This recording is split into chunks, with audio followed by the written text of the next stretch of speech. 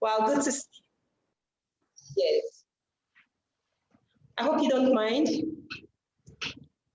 No, no problem. Okay, thank you. You're welcome. Yeah. Good to see you again. You too. How's everyone doing? How's everyone doing? Good. Good, great. All right, so you let me know when everyone's all ready to go. And actually, let me make sure. So if you could just enable the screen sharing so that I can share my screen with you. Okay, I'm going to enable it. I will do it now. Great.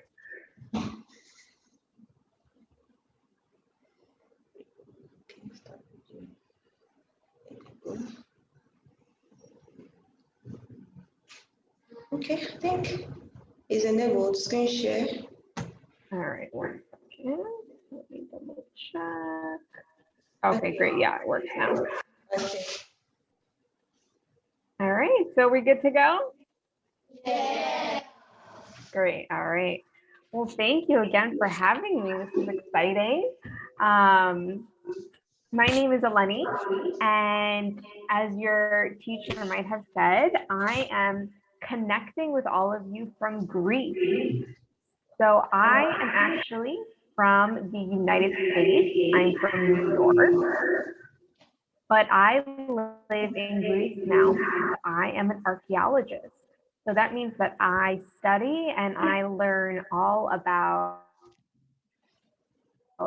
ancient Greece and archaeology, and I'm going to show you what it's like to work as an archaeologist and how we learn about the ancient past. So I'm going to share my screen with you so that you all can follow along. And I'll have time for questions at the end, but if something doesn't make sense along the way, then definitely let me know and we can address it right away. So let me just go ahead and get this started. And if somebody can confirm, do you guys see the temple on the screen? Yes, we can. Perfect. So we are good to go. Great. So as you can see, we are going to head over to a place called ancient Corinth in Greece. Now, have you guys studied Greece yet in class at all? Great. So you've probably heard of Athens. Maybe you've learned about Sparta before. Well, ancient Corinth used to also be a very, very famous city. And it was a very powerful city in Greek times. And we're going to take a look at some of the important parts of ancient Corinth.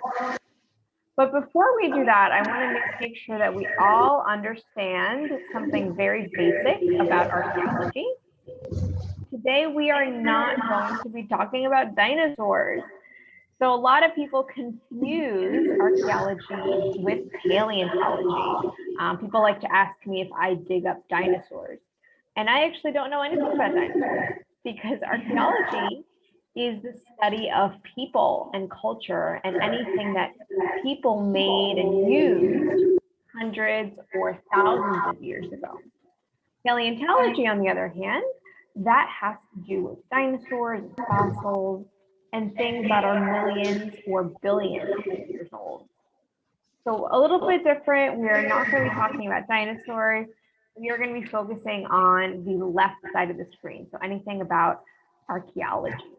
And so in order to do that, we are going to head over to Europe. So here in Greece, I think we're about 2 hours ahead. So it's 11 o'clock in the morning here in Greece. And like I said, you probably have all Athens on the map before. So we're going to head over to another city called Corinth. And it's about an hour away from Athens. And like I said, this used to be a very, very powerful city in ancient times. It used to be a very big city. And here, when you visit today, you can see the archaeological site, so the remains, and also the museum. So this is your view of ancient Corinth from above. And you guys see that there is a red roof building here to the right. This is the Museum of Ancient Corinth. So this is where I go to work every day. And then all of this kind of grayish area around here, this is ancient Corinth. These are the remains of the ancient city. So these used to be temples and shops and houses and theaters and boats and sidewalks. And this used to be like the city center, like the downtown area of this ancient city. So we're going to take a look at just a few of the monuments in a minute. But we have to remember that ancient cities, even though they don't look like much today, they actually used to be very, very big. Ancient Corinth, we know, was a huge city. It used to take up this entire area on the map. So we just looked at the area in yellow. That was the city center. But there was so much more to ancient Corinth than what we see today when we visit the site. So of course, we're not going to have time to look at everything, but we'll take a look at just a few of these areas. Again, here's another view of ancient Corinth today. And just to orient you, the museum is here where all the trees are. You can see here on the bottom that there's a temple, and we're going to look at that in just a minute. And do you guys notice in the back that there are houses all around here? So even though the name city has the word ancient in it, this is actually a place where people still live and work today. So it's not some abandoned or forgotten place. It is very much alive, and people live literally on top of archaeology all around them in this city. We can compare ancient Corinth today with what we think it looked like in the past. So this is like a little reconstruction to give you a sense of what the ancient city looked like when it had all of the houses and buildings inside the fortification. Now, the most famous monument in ancient Corinth is this Temple of Apollo, which you see here. Now, you guys are probably already familiar with the 12 gods of Olympus. So maybe you've heard of Apollo before. Does anybody know what Apollo was the god of? I see a hand back there. Yeah, you want to say something? Okay, yeah, stand up. Apollo was the god of light and music. Okay. That's perfect. Yeah, absolutely. He had a lot of different jobs. He was the god of light, music, poetry, archery, prophecy. He was a very busy guy. So here in Corinth, they built this temple to him. And you can see that this is all that remains of the temple today. But we think that when it was built, it probably looked a little something like this. So you can see that it looked like many other Greek temples throughout Greece.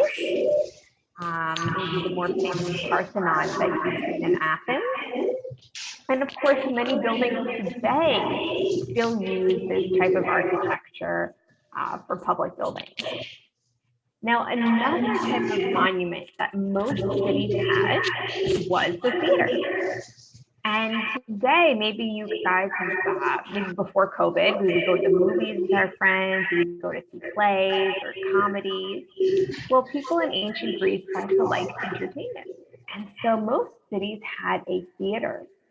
And as you can see in this photo, the theater in Corinth doesn't really look like much, right? But it has been studied a lot by archaeologists. And we think that it used to look a little bit something like this. So it was a very big building for thousands of people. And this is where people would come to see comedies and dramas and musical performances, political rallies. It was a place where really the whole city would come together for different events. Now, one final monument that I want to show you that was very important in Corinth was this place called Pyrene Fountain. And as the name suggests, this was a fountain house. So this is where people would come and collect fresh drinking water. So houses in ancient Greece didn't have running water the way that we do today. People would have to bring their own water bottles, their own water pitchers. And they would come to this fountain house and they would dip their bottles into one of these water chambers and collect water for cooking, for cleaning, for bathing, for drinking. And so this fountain house, Kyrene, this was the biggest fountain house in all of Corinth. And it was also the most famous fountain house in all of Greece. And we think that it used to look a little something like this in ancient times. It was a very large building, it was very nicely decorated. It had pools and fountains of water. It was also painted. We know that there was paint. We have some evidence for paint in the water chambers. So we have this blue and red on the walls, and you can see some of it still preserved here in this photo. And we know that they even drew fish on the wall. So we have some of these colorful fish still preserved. And this is really exciting because the color paint usually does not survive over the centuries. It tends to fade. So Pyrene was also very important for the mythology of ancient Corinth. I don't know if you guys have seen this figure before. Has anyone seen Pegasus before? This horse with wings? So Pegasus, oh, a lot of hands, that's great. So Pegasus, you may know, is usually associated with Hercules. Well, there is a myth in Corinth that says that before Hercules ever got into the picture, Pegasus used to be a wild animal. And one day, Pegasus came to Pyrene Fountain to drink water. And there was a prince in Corinth. His name was Bellerophon. And he decided that he wanted to make Pegasus his own pet. So he asked the goddess Athena for help. And the two of them were able to capture Pegasus and tame him. And as soon as Bellerophon tamed Pegasus, they were able to kind of ride off together and go on different adventures. So Pegasus became like the symbol of ancient Corinth. And he was so important that people in Corinth put Pegasus on their money. So here on the bottom, we have 3 silver coins from Corinth. And you can see very clearly on one side that there is a Pegasus. So when archaeologists find these coins, that is a clue that they came from ancient Corinth. Now, we've mentioned a few gods before. We've mentioned Apollo, we mentioned Athena. We said that here in Corinth, people worship different gods and goddesses. We have statues of Dionysus, the god of wine, Aphrodite, the goddess of beauty. Of course, we mentioned Hercules, one of the heroes. And we also have another very special god called Asclepius. Now, you probably haven't heard of him before, but he was very important. He was like the duck god of ancient Greece. So if you weren't feeling well or if you got hurt, you would pray to Asclepius to help you get better. But you wouldn't just say a simple prayer to him. You would do something very, very specific. Say, for example, you broke your arm. You would make a clay copy of your arm and you would offer it to Asclepius in his temple. So archaeologists here in Corinth have discovered over 900 clay body parts that people made and dedicated in ancient times. So we have arms, legs, noses, eyes, ears, you name it. People made it and dedicated it to Asclepius in his temple, asking him to get better, to be healed. So this is really cool because it shows a very direct way that people were communicating with their gods. Now, if they're making all of these clay body parts, clearly people in Corinth are very good at using clay, and they were definitely good at making pottery. So Corinth was very famous for its pottery, and you can see here the different types of pottery that they like to design. So they use animals, floral designs, and geometric designs. And this pottery was also very practical. This is how people stored their wine, their oil, different food was stored in pottery like this. And we know that they traded with other cities as well. So we find Corinthian pottery all over Greece. Corinth had many colonies in Greece. And we also find Corinthian pottery all over the Mediterranean, in places like Italy and Sicily, Sardinia, in what's today France, Spain, and Morocco. Ancient cities were not confined in their city walls. People were constantly moving and traveling and trading with one another.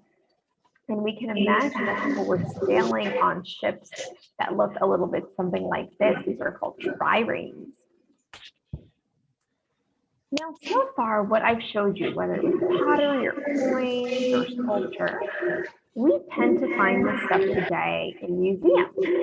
And it's usually in a display case, and it's clean, and it looks very nice. But we have to remember that all of this stuff was once buried in the ground. So ancient cities sort of naturally get buried as time goes on. And it's the role of an archaeologist. One of the important jobs of an archaeologist is to excavate, is to dig in the ground to try to find evidence for human activity. And that evidence might be buildings, it might be artifacts, it might be cemeteries, anything that will give us a sense of what life was like in ancient times. So here in ancient Corinth, where I work, archaeologists have been excavating for over 100 years. So there's a lot that we know about ancient Corinth, but there's also a lot that we still don't know. And that is why every year we excavate in a new part of the city. So the photo that you see here, this sort of boring looking road, this is what our excavations looked like on the very first day. So before we started digging, we picked out a place and we said, okay, this is where we are going to do our excavation. And so we got permission from the Greek government in order to excavate.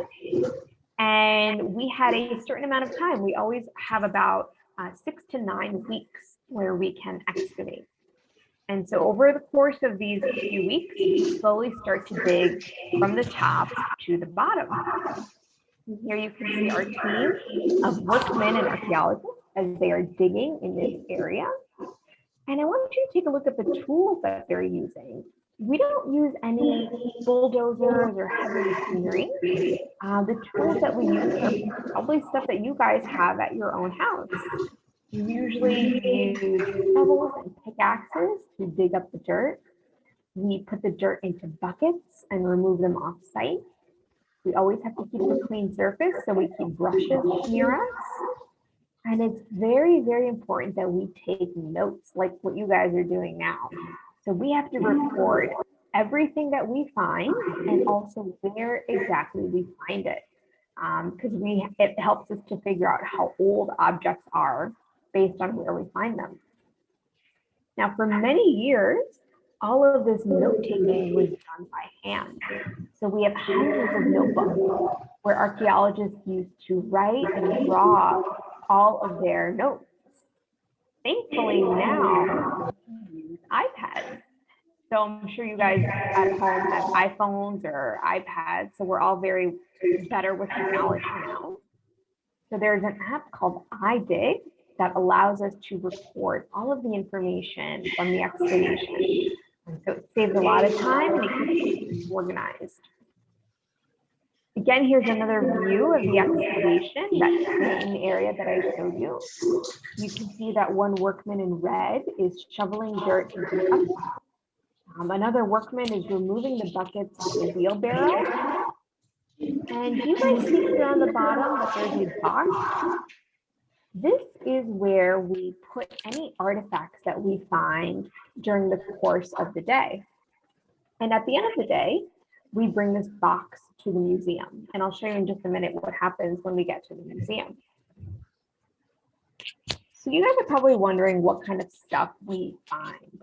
Well, Sometimes people think that we find gold jewelry, statues, or painted wall fragments, or even entire mosaic floors.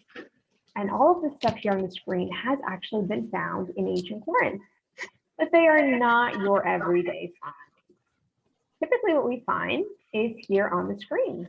We tend to find a lot of pottery, whether it's broken into pieces or complete pieces of pottery. Does anybody want to guess what's here in the middle top picture, this white stuff? What is this over here? Okay, Sophie. Pottery? Speak out, speak out. Pottery. So here on the top right, yeah, this is pottery. How about here in the middle? Okay, Ariana. I think they are old bones. Bones. Yes, these are animal bones. Yeah, so we know what people were eating and cooking. And sometimes people didn't use ceramic cups and plates like pottery. Sometimes they used cups and plates that were made of glass. So we have pieces of glass that we find. Sometimes objects are as small as your fingernail, like this piece of a mosaic floor here. How about this dark stuff here on the bottom? What do you guys think this is? Here on the bottom right. I think they are fossilized weapons. Oh, good guess. So these are actually pieces of metal. So we might find pieces of bronze or iron, maybe like a nail or blades or hooks or keys.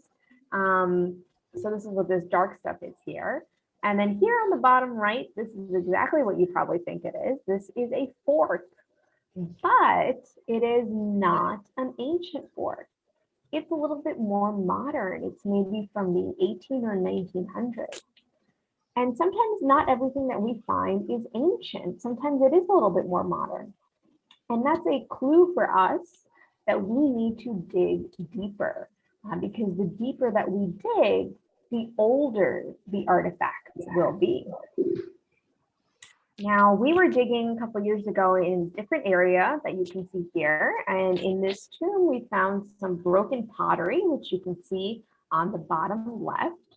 And after the pottery was brought to the museum, it was cleaned by our conservator. And here's what the pottery looks like after it was conducted here on the top right. Does anyone want to guess what this object is? You'll notice that the color of the object is yellow. So that should be a clue for you. What could this be? Anyone want to guess? Okay. Who else? You want to say something? Okay. Yes. I think it's a piece of rope. Rope. It looks kind of string-like, right? That is a very good guess. So the yellow color is a clue that it is made of gold. So this is a gold object, and you're right, it's kind of like string. It's a hair spiral, so kind of like a hair tie. And so that's what it might have looked like when it was worn in someone's hair. So an object like this is pretty small, but it's definitely very, very delicate. So when archaeologists are digging, they have to work very carefully because you don't want to accidentally break something or lose something because then it can be difficult to try and put it back together. So at the end of the day, anything that we find, whether it's the gold hair spiral or whatever else is inside that box, we bring to the museum. So again, here's another view of the museum in ancient Corinth. And if you were to visit the museum today, you would see one of our many galleries. And we have statues and pottery and mosaics on display. Some objects are as small as a few millimeters, like this bead. And some objects are as tall as the room itself, like these statues here. Now, most museums around the world just don't have enough room to have every single object on display. It's just physically impossible to do that. So we have many objects in storage. So you guys are going to have the chance to see our storerooms, which are not open to the public. So we have storerooms with pottery on shelves and in drawers. Remember we said that most of what we find is pottery, so we definitely have a lot of storage area for pottery. We also have storage area for statues, for metal objects, for coins, and every object that we find has its own catalog number, its own ID number. And this allows us to keep track of where all of the objects are at all times. Another room that you wouldn't have a chance to see is our workroom. And this is where the main work of an archaeologist happens. So remember we said that archaeologists don't excavate the whole time. They only excavate for a few weeks. For the rest of the year, this is where we have to study all of the artifacts, and we have to photograph them, catalog them, for them, and we try to answer kind of bigger questions like, when was this object made? What was it used for? What can this object tell us about life in ancient Corinth? And it's very important that we share this information, not only with other archaeologists, but also with people like you and me who are interested in archaeology. We work very closely with conservators, and maybe you've heard of conservators before, but if you haven't, they are the people responsible for taking care of artifacts once they've been excavated. So that means maybe gluing together broken pieces or cleaning artifacts and making sure that they further. So conservators are very, very important for our artifacts when they are excavated. Now I'm going to finish off with showing you just a few more artifacts from our collection. Some of them might be familiar, some of them might not be. So this first one here, I'm sure you've all seen before. This is a Corinthian helmet. So this is what men would wear when they went to war, and it protected their face. And so this style supposedly originated here in Corinth. Now, earlier we looked at the theater, and I mentioned that musical performances happen there. Does anybody want to guess what this object is here on the top? A sword.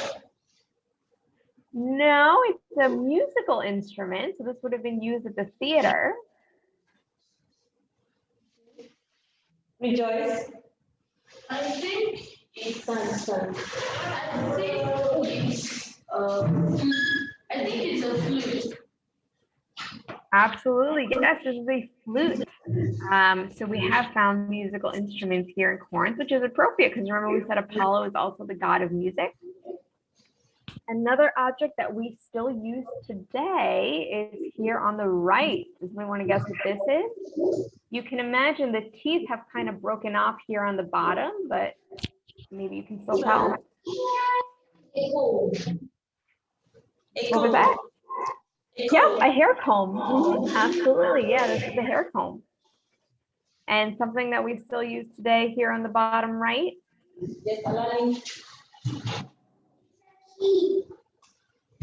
A key, yes. So people in Greece also use locks and keys. Now this here in the middle, this is a little bigger than what you probably think it is. This is maybe comes up to your waist. This is a very early type of oven. This is used to make like a flatbread that was pressed along the walls of the oven. Now, one final object that I want to show you, which is one of my favorites, is this object here on the left. And I like to show it because it's kind of weird. It's a little different. You'll notice that it's pretty small. And you guys see that it's kind of greenish. So that is a clue that this object is made of bronze. So it's a metal object because bronze tends to turn a little green as it gets older. So this is a small bronze object. Does anybody want to take a wild guess what this might be? Ariana. It's a crown. What was that?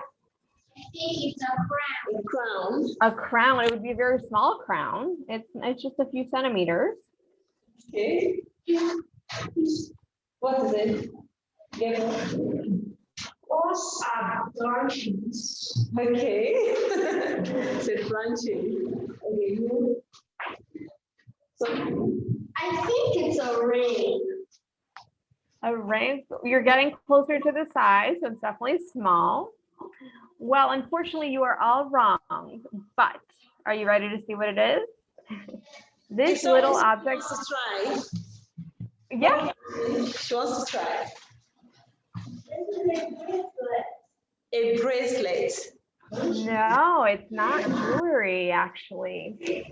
This weird looking object here is actually a bronze eyelash. So what we have, so what we have here is we have a marble statue, and this is probably of the goddess Athena. And the artist who made the statue wanted her to look very lifelike. And so instead of carving her eyes out of marble, like most other statues, this artist decided to insert the eyeballs separately and then to insert eyelashes made of bronze so that her eyes look very realistic. And we have examples of these in other museums as well, where we have eyes, lips, noses, even hair was attached to statues to make them look more lifelike. So not all statues are purely white, like how we see them today in museums. Now, if you guys want to find out more about any of the objects that I showed you, we have all of our information on our database. So archaeologists have put all of the information for their artifacts, and you can go and search whatever interests you to find out more information. So I'm going to switch back so that I can see you all, and then if anyone has any questions, we can take some time for questions. Any question? Okay, I do go.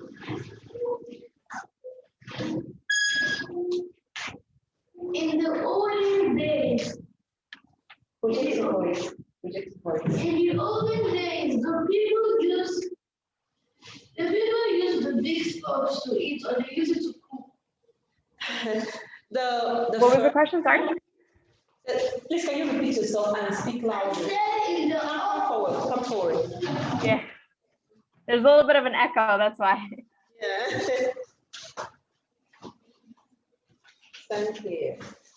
Okay. In the olden days, the people used the fork to cook, or to use it For eating, to eat. Yes. Okay, the fork, is it used for eating or for cooking? In The what? The oven? Yes, the fork. Ah, the fork. So that fork, probably for eating, I would think. But usually in ancient Greece, people used maybe wooden spoons or utensils. So that's why they don't last. That's why they don't survive today, because wood deteriorates and it kind of goes away over time. So people in ancient Greece probably would have used wooden spoons or forks. Okay. All right, okay, I'm going to come forward.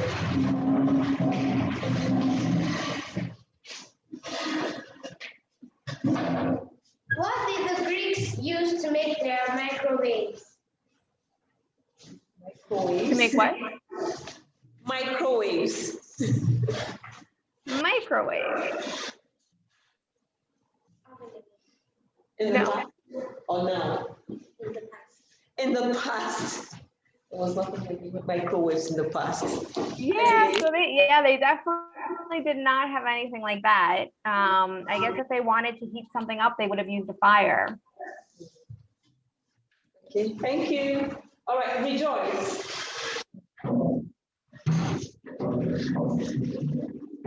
Hurry up. In the past, where do people bury their artifacts? So we think that sometimes they did bury artifacts on purpose.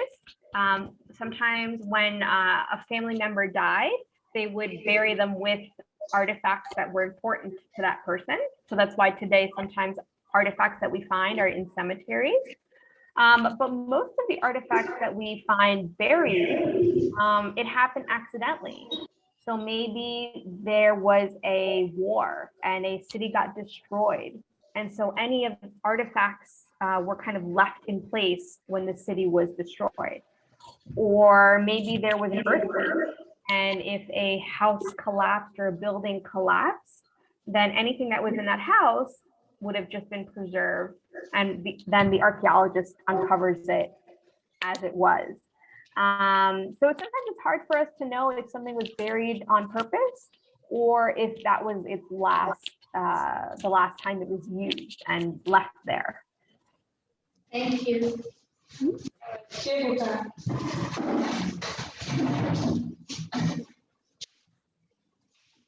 What happened to the Greeks? Sorry? What happened to what happened to the Greeks? The ancient Greeks. What happened to the ancient Greeks? So good question. So yeah, sometimes it's hard for us to like really know what was going on with civilizations and people. So there's no indication that they, left or were killed or anything like that. What happens is over time, different populations might mix. So ancient Greece, as we understand it, with Corinth and Athens and all these cities, people were always living here and living and dying and living and dying. And people were continuously living in these places for many, many centuries, up until today. It's just that over the course of time, maybe new people came. So the Romans came, the Ottomans came, the Venetians came. So over time, populations mixed, and the ancient Greeks that were living here just sort of changed over time in the sense of their identity. So they weren't ancient Greeks anymore, but maybe they were part of the Ottoman Empire or they were part of the Greek state. I know it's a little confusing, but. Thank you. Okay.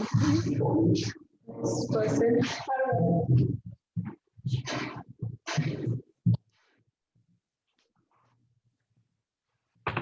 When you were working, did you ever find human bone?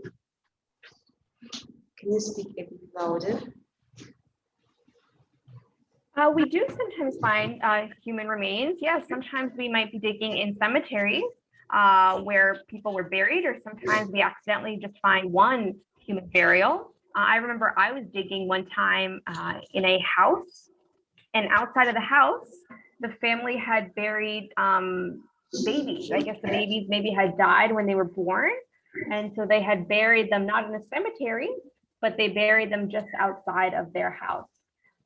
So yeah, it's not uncommon to find human remains.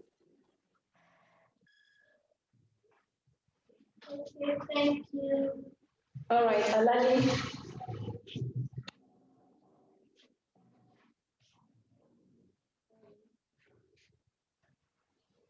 Do we still have city-states? Do we still have city-states? Yes. Good question. So in ancient Greece, the city-state was, of course, the most important political unit, right? So Greece wasn't Greece the way we understand it today. It wasn't a country, but you were part of your city-state. So you were part of Athens, or you were part of Sparta, or you were part of Corinth. So today, a lot of Greek cities still have the same name. So there is still a modern Corinth, a modern Athens, but people now belong to a country. So the country of Greece is unified in that sense. So no, people don't belong only to their city, but they now belong to their country. But in ancient times, people didn't really have the same understanding of a country like we do today. It was more independent city-states. Thank you. Thank you. Any other question? Well, I have a question. Okay. Wow, that's interesting. Thank you so much. My pleasure. Thank you. If you guys think of any more questions, you have my email, so feel free to email me. Okay. Thank you. Thank you all so much for your time. Thank you. Bye. Wow, I hope you enjoyed it. Yes. I thought it was like just actually pick up and pencil. Does he really acknowledge it? See,